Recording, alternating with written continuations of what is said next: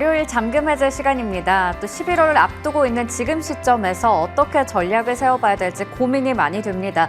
지난주에 이어서 이번 주도 일단 코스피 지수는 2300선 지키기에 바쁜 모습이고요. 코스닥 지수 같은 경우에는 상승 전환에 성공하고 나서 0.77% 정도까지 올라갔습니다. 754선을 기록하고 있는데요. 오늘 시장에서 주목할 만한 종목에 대한 이야기 지금부터 풀어보겠습니다. 이 시간은 알파경제 김종효 이사님과 함께합니다. 어서 오세요. 네, 안녕하십니까. 네, 먼저 머니맵 통해서 종목의 전반적인 흐름부터 체크해 보도록 하겠습니다. 오늘 뚜렷하게 딱 오르는 쪽이 보이는 것 같습니다. 우선은 지금 반도체 쪽에서는 삼성전자 제외하고 SK하이닉스가 1% 이상 올라가고 있고요. LG전자 그리고 삼성전기 쪽도 올라갑니다. 일부 지금 반도체 중소형주 소부장도 같이 올라가고 있고 2차 전지 쪽에서도 보시는 것처럼 LG에너지솔루션, 포스코퓨처엠, 에코프로 그룹주들, LNF 등등의 종목들이 올라가고 있습니다. 이 철강 쪽에서 고려아연도 3% 이상 올라가고요. 로봇 쪽에서 레인보우 로보틱스 올라가는 모습 확인됩니다. 엔터주 쪽에서도 하이브나 나머지 엔터주 일부도 올라가고 있고 오늘 우주, 항공, 국방 쪽 그리고 통신 등등의 종목들 헬스케어까지 괜찮은 모습 보여줍니다. 나머지 지금 조선이나 자동차 쪽, 금융 쪽은 파란불이 짙게 깔려 있다라는 부분 체크해 볼 수 있겠습니다.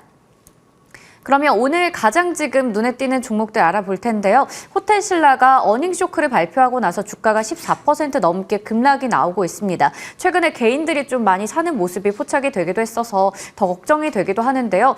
우선은 어닝 쇼크를 기록을 했는데 주가가 이런 얘기도 있어요. 어째 코로나19 때보다 더 싸지면 어떡하냐. 면세점의 회복이 워낙에 더디다 보니까 이 악성 재고라고 볼 수 있는 채화 재고가 늘어나면서 이번 실적이 상당히 안 좋았다고 하죠. 지금 호텔신라 어떻게 해야 되나요?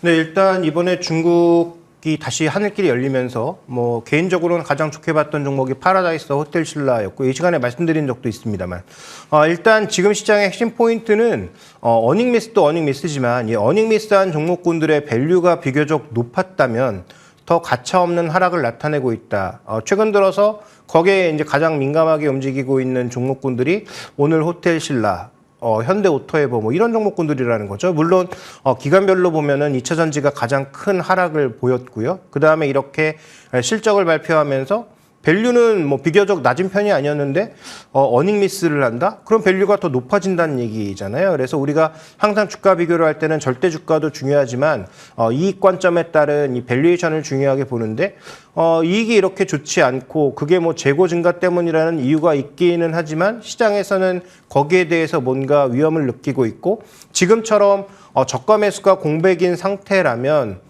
약간의 매물만으로도 조정폭이 확대될 수밖에 없는 또 조정이 확대되면서 거기에 따라서 여러 가지 파생 상품들이나 관련되어 있는 금융상품 쪽에서 추가적인 매물이 나올 수밖에 없는 그런 분위기라는 거죠.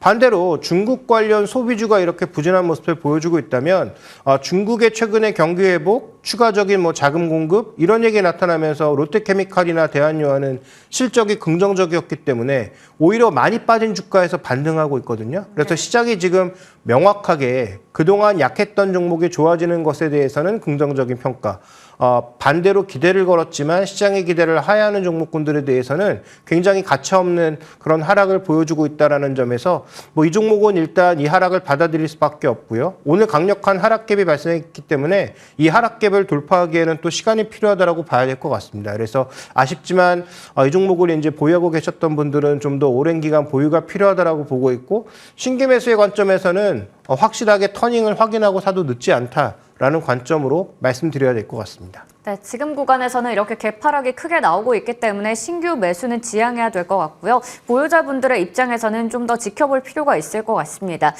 그러면 두 번째 종목 확인해 볼 텐데 오늘 아시아나항공 그리고 대한항공 이쪽에서 이제 화물 사업의 분리 매각을 앞둔 그 이사회를 앞두고 있습니다. 그렇기 때문에 오늘 주가가 장 초반부터 크게 올라가는 모습 보여줬는데요. 대한항공 같은 경우에는 지금 오름폭 많이 줄인 상황이고요. 아시아나항공도 24%가량 올랐다가 현재 14% 정도 상승세 유지하고 있습니다. 반면에 아시아나 IDT 여전히 상한가를 또 기록하고 있는 모습인데 이게 일단 결정이 되면 또 합병에 있어서 또 급물살을 타지 않을까라는 생각도 드는데요. 이 화물 사업의 매각과 관련해서 사실 워낙에 매출에서 큰 비중을 차지하는 부분이라서 이게 매각이 된다면 좀 안 좋지 않을까 이런 생각도 드는데 어떻게 보세요? 근데 더 중요한 것은 이게 만약에 끝이라면 안 되고요. 만약에 그게 정말 사실이라면 뭐 분리해서 매각해서 만약에 대한항공이 그 화물 부분만 가져가는 게 확정된다고 하면 대한항공 입장에선 멀리 보면 호재일 수 있겠습니다만 네. 어쨌든 아시아나 입장에서는 매출도 중요한데 이익의 거의 큰 부분을 차지하고 있는 게 화물 부분이란 말이죠. 그래서 이 화물 부분에 대한 이 매각 자체가 호재일 수가 없습니다. 그래서 이거 전형적인 모멘텀 플레이고요. 결과에 따라서도 변동성이 확대될 수밖에 없는 상황이고요.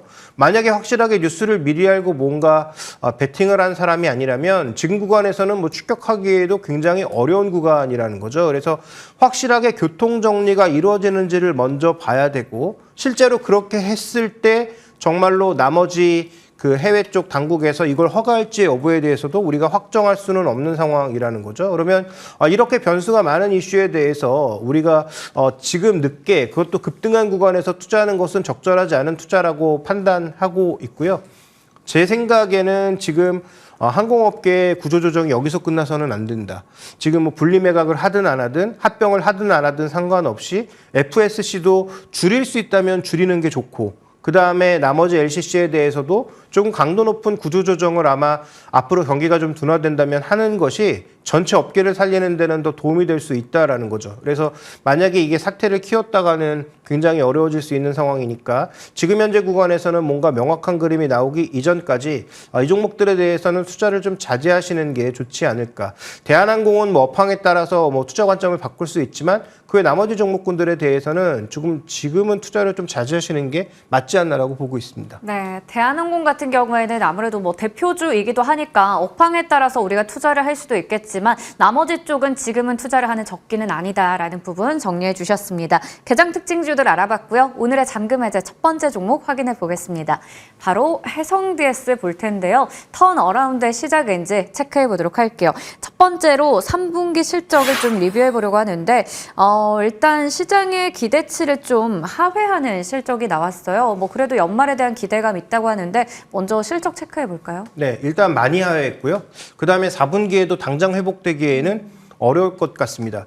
왜냐하면 이 종목이 2022년도에 실적이 워낙 좋았기 때문에 네. 그래서 올해 어느 정도 둔화될 것은 알았지만 이렇게까지 빠르게 내려갈 줄은 몰랐던 것이죠. 그래서 IT 세트 쪽의 움직임이 전반적으로 좋지 않으니까 이 종목의 주력 매출이 전장용과 IT 리드 프레임인데 리드 프레임이 뭡니까? 결국은 PCB의 그 재료가 되는 그 판. 네. 그래서 PCB 재료와 더불어서 그 위에 이제 만드는 판까지 만드는 회사가 이 회사인데 살펴보시면 서버, 컴퓨터, 그다음에 뭐 반도체 이런 것들이 전반적으로 다 늘어나기 시작하면서 PCB가 전반적으로 증가했던 2022년까지는 전장용까지 포함해서 실적이 급증하는 모습을 보여주었지만 전장용 쪽에서는 빠지지 않았더라도 전체적으로 지금 IT 쪽의 변동성, 그다음에 뭐 PCB 전체가 줄면 패키지 서브스트레이트도 당연히 줄어들 수밖에 없는 부분이죠. 그래서 이런 부분의 실적 부진이 3분기에 나타났고요. 그러면 4분기에는 지금 확실한 어떤 터닝이 나올 거냐? 나오긴 하지만 지금 증권사 예측을 보시면 굉장히 미약할 거라는 거죠. 다만 이제 내년까지 살펴봤을 때는 조금 속도가 올라올 수 있다. 왜냐하면 인텔이 지금 실적 발표, 가이던스 전망을 내면서 향후 전망에 대해서 긍정적인 부분을 밝혔잖아요. 그 인텔의 주력이 뭡니까? PC하고 서버거든요. 그러니까 PC하고 서버가 좋아지면 IT 리드 프레임과 전장용 리드 프레임은 뭐 견주할 테니까 이 두 가지 쪽에서 매출이 늘어날 수 있다라는 관점에서 보면 지금 3분기에는 좀 실망스럽고 4분기의 회복은 더디고 다만 2024년에는 조금은 긍정적인 모멘텀, 다만 2022년 정점까지 가기에는 조금 힘들지 않을까 이렇게 예측해 봐야 될 것 같습니다. 네, 단기적으로 봤을 때는 실적 부진이 좀 계속해서 이어질 것으로 보입니다. 그래서 내년을 좀 바라봐야 되지 않을까 싶은데요. 두 번째 투자 포인트 통해서 자세하게 이야기 나눠볼게요. 자, 그러면 반등의 실마리 내년을 기대할 수 있을까요? 사실 국내 기판 업체들 다 비교를 해봤을 때 해성 DS가 영업이익률 측면에서는 좀 많이 높더라고요. 네, 아무래도 이제 경쟁이 상대적으로 조금은 더딘 그런 쪽이다 보니까 그래서 이 PCB를 만드는 기본적인 물질이라든지 이런 것들에 이제 만들다 보니까 기판을 만드는 업체보다는 상대적으로 높은 이제 수익성을 보인 거죠. 그래서 PCB처럼 경쟁이 치열한 부분에서 갔다면 아마도 그 정도 이익률은 힘들었을 수 있는데 이 3분기 좋지 않다는 3분기에도 10%가 넘는 그런 수익률을 보여주고 있습니다. 자, IT 부품주가 이 정도의 수익률을 보여주는 경우는 쉽지가 않죠. 그래서 지금 뭐 대장주라고 볼 수 있는 삼성전기 패키지 솔루션 부분보다도 높고요. 그다음에 최근에 엔비디아 수혜를 뭐 적극적으로 받고 있다는 이수페타시스보다도 높게 나오고 있는 그런 구간이니까 이 종목은 그러면 우리가 여기서 얻을 수 있는 포인트는 반등만 붙는다면 약간의 우리가 프리미엄을 얹어줘도 괜찮지 않을까라는 그런 기대는 할 수 있는 거죠. 물론 원가 부분의 변동이라든지 내년에 IT 경기가 예상만큼 좋아지지 않는다면 그 프리미엄도 소용없는 부분이 되겠지만 현재 나타난 이 회사의 전반적인 이익 관점이나 마진율을 보시면 약간의 프리미엄을 얹어주는 것은 저는 가능하지 않을까 좀 이렇게 보고 있습니다. 네, 지금 가격 자체가 좀 많이 조정이 나왔기 때문에 거의 한 4달 전쯤의 가격입니다. 4만 원대죠. 4만 5천 원대인데 여기서 그러면 어느 정도의 프리미엄을 좀 붙여볼 수 있을까요? 네, 일단 뭐 준비된 그림으로 좀 확인을 해보시죠. 전체적으로 지금 현재 구간에서 고점 대비해서 조정을 좀 많이 받은 상황입니다. 지금 뭐 PB 관점에서도 PE 관점에서도 전반적으로 조정을 많이 받은 상황인데요. 그렇다면 이런 조정이 나타난 이유가 뭘까를 살펴보면 아까 말씀드렸던 대로 IT 경기가 꺾였기 때문이고 실제 판매량이 줄어들었기 때문이죠.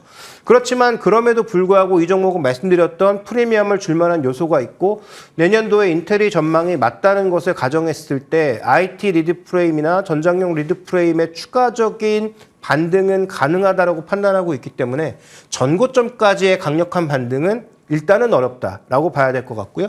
그 다음에 지금 뭐 PB 관점에서도 예전 고점이었던 뭐 2.5배 이 정도의 수준을 기대하기는 어렵다라는 거죠. 그럼 예전 고점보다는 낮춰야 되고 지금 현재 가격보다는 좀 높아질 수 있는 적절한 위치가 어디냐. 이 종목의 마진율을 고려해 봤을 때는 저는 한 5만 원대 중반 정도의 가격, 한 5만 6천 원, 7천 원 정도의 가격이 이 회사가 지금 갈 수 있는, 다시 도달할 수 있는 1차적인 밸류에이션 상단이라고 보고 있습니다. 그래서 전고점은 힘들고 왜냐하면 매출이나 이익이 그 정도 나오지 않기 때문에 내년에도 그 정도를 바라보기에는 힘들고 일단은 그 중간 정도의 가격인 밸류 기준에서 또 PB 2배가 약간 정도 안 되는 그 정도의 가격을 일단 타겟으로 하고 접근하시는 것이 유효하지 않을까 이렇게 판단하고 있습니다. 네, 지금 실적 개선의 속도가 좀 느린 상황이기 때문에 1차적인 목표 주가 제시해 주셨습니다. 5만 7천 원 기억해 보겠습니다. 다음 종목으로 넘어가 볼게요. HL 만도가 될 텐데 이제는 될 만도 참 이게 답답합니다. 오늘 또 신저가를 기록을 했어요. 일단 주가가 정말 많이 밀려 있는 상황에서 먼저 첫 번째 투자 포인트 체크해 볼 텐데 바로 실적입니다. 실적이 좋지 않았어요. 그러다 보니까 증권가에서 목표 주가를 줄줄이 지금 내려잡고 있습니다. 네, 일단 좀 개선될 거라고 봤는데 개선이 좀 더딘 양상인 거죠. 네. 그래서 지금 뭐 준비된 그림 보시면 굉장히 좋지 않았던 작년 3분기보다는 분명히 개선이 네. 됐습니다. 그래서 국내 매출이 좀 증가하면서 가장 이게 큰 기여를 했고 나머지는 별로였고 그다음에 기타 매출 증감도 상당히 증가했지만 크게 기여는 못했고요. 반대로 지금 수익성이 떨어졌다라고 하는 것은 원가단에서든 아니면 이 회사의 뭐 비용단에서든 계속 문제가 있다라는 것을 암시하는 것이 되겠죠. 그래서 이익 증가분을 분해해봤더니 그렇게 긍정적인 요소가 없더라. 왜냐하면 아시는 것처럼 GM 포드가 다 전기차와 관련된 여러 가지 전망을 하향해서 잡고 있고 투자 줄이겠다는 얘기가 나오고 있는 상황이고 그다음에 중국의 자동차 시장도 견조하기는 하지만 이게 이어질까에 대한 부담감은 나타나고 있는 구간이다 보니 결국 만도에 있어서 핵심 포인트는 얼마나 마진율을 끌어올리느냐, 그 다음에 실적이 얼마만큼 개선될 것이냐가 관건이었는데 이게 안 됐다는 거죠. 그래서 제가 이 종목을 한번 긍정적으로 하반기에는 좀 볼만한 종목이 아닌가 말씀드린 적이 있는데 그 후에 주가가 많이 빠졌습니다. 그래서 뭐 그 부분에 대해서는 저도 굉장히 아쉽게 생각하고 있고 혹시라도 뭐 투자하신 분들이 계시다면 굉장히 저도 죄송한 마음이 드는 것은 사실이나 그렇다고 그러면 이 종목을 정말 나쁘게만 봐야 되느냐? 그 부분은 지금부터 말씀드릴 내용들을 한번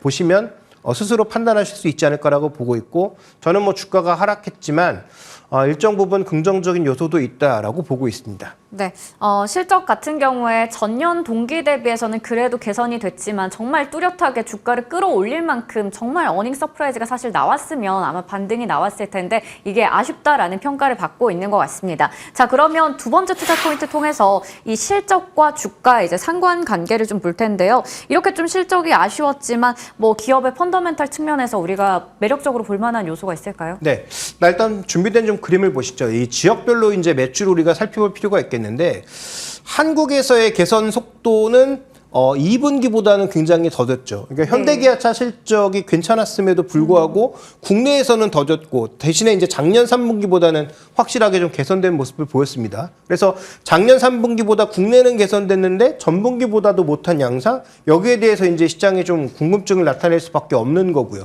그다음에 북미 쪽도 굉장히 정체된 모습. 네. 그다음에 지금 중국 쪽 기대 많이 했었는데 기대만큼 확실하게 올라가지는 못하는 양상. 그다음에 이제 기타 지역이 유럽과 남미 쪽이라고 봐야 되는데 이쪽은 뭐 증가하고 있기는 하지만 전체 이제 시장의 매출에서 차지하는 부분에서는 아직 큰 메리트를 부과하지 않고 네. 있고 그다음에 지역별로 판매 동향을 봤을 때 이쪽이 뭐 비싼 차가 많이 팔리는 지역도 아니다 보니 수익성을 구가할 수 있는 중국과 북미 쪽의 성장은 더디고 그다음에 국내에서도 의미 있는 어떤 반전을 보이지 못하고 있다라는 것이 이 종목의 약점인 거죠. 그러면 이렇게 약점만 있느냐? 분명히 중국은 일정 부분 성장하고 있다라는 것이고요. 그다음에 미국도 우리가 이제 전기차와 관련된 부분과 기존의 내연차 관련된 부분은 조금 분리해서 봐야 되는데 전기차를 줄인다고 해서 내연차까지 같이 줄어드는 게 아니고 지금 전기차는 북미가 잘 못 만들고 그다음에 실제로 수익성이 나오지 않고 포드 같은 경우에는 돈도 없다 보니까 투자를 더디게 가는 거죠.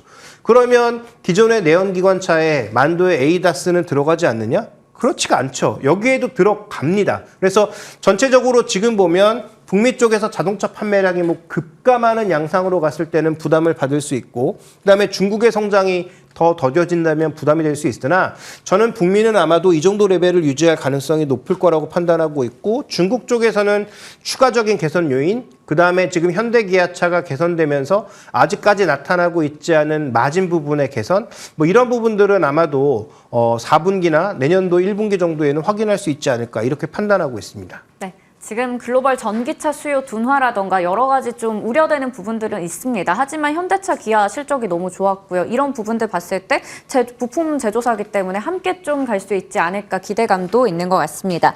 자, 그러면 여기서 이제 오늘 가격이 참 신저가를 기록하고 있어 많이 내려 있는데 매수 타이밍을 잡을 때가 된 건가요? 네, 일단 뭐 가장 이제 아까 말씀드렸던 부분들은 변동성이 워낙 많은 요인이니까 그러면 상대적으로 변동성이 좋은 밸류 부분을 한번 보시죠. 자, 이 종목이 상대적으로 자동차 부품주 중에서는 비교적 높은 밸류를 가져왔습니다. 왜냐하면 에이다스라고 하는 나름 그래도 성장하는 모델 쪽에 모멘텀을 주면서 마진율이 낮았음에도 불구하고 이 종목에 뭔가 모멘텀을 준 거죠. 그래서 이 종목에 만약에 주가가 여전히 비쌌다면 아마 다른 종목군들처럼 오늘 호텔신라처럼 뭐 10%가 넘는 그런 변동성을 보였을 수도 있습니다만 이미 그런 우려를 시장에서 선반영하면서 주가가 꾸준하게 조정을 보였던 상황이라 이제 밸류 기준으로 봤을 때 현재 예상했던 정도의 실적이 계속 나온다면은 12개월 포워드에서는 7배 아래로 지금 내려간 상황이고요. 그 다음에 PBR 관점에서도 지금 1배를 충분히 하회하고 있는 국면이란 말입니다. 그렇다면 제가 보기에는 이 종목은 악재를 꽤 많이 반영했다. 네. 적어도 80% 이상은 반영했다라고 판단하고 있고 그러면 뭐 추가적인 하락의 그 꼬리 부분은 남아있을 수 있습니다만 그런 꼬리 부분은 우리가 조금 견뎌야 되는 시기가 아닌가라고 판단하고 있는 거죠. 따라서 기존에 제가 6만 원 정도로 굉장히 공격적인 목표 가격을 잡았지만 그 정도의 목표 가격을 부여하기에는 어렵다라고 판단하고 있고요. 가장 최우선은 지금 PBR 1배 정도를 내년도 예상되는 PBR 1배 정도로 회복하는 것을 1차적인 목표로 바라보는 것이 바람직하겠다. 이게 이제 회사별로 증권사별로 약간 차이가 있습니다만 한 47,000원에서 5만 원 정도 사이 정도가 아마 그 PB 1배 정도가 아닌가라고 보고 있기 때문에 저는 1차적으로 그 정도의 가격을 회복하는 것을 목표로 기다려 보시고 그 정도 회복하고 나서는 그 다음 결정은 그 다음에 해도 늦지 않다라고 보고 있습니다. 네, 악재 상당 부분을 또 반영하고 주가가 많이 내려와 있는 만큼 1차적인 목표 주가를 먼저 회복하는 게 중요하다 얘기해 주셨어요. 47,000원 기억해 보도록 하겠습니다. 오늘 이렇게 해서 알파경제 김종효 이사님과 자세한 이야기 나눠봤습니다. 이사님 고맙습니다.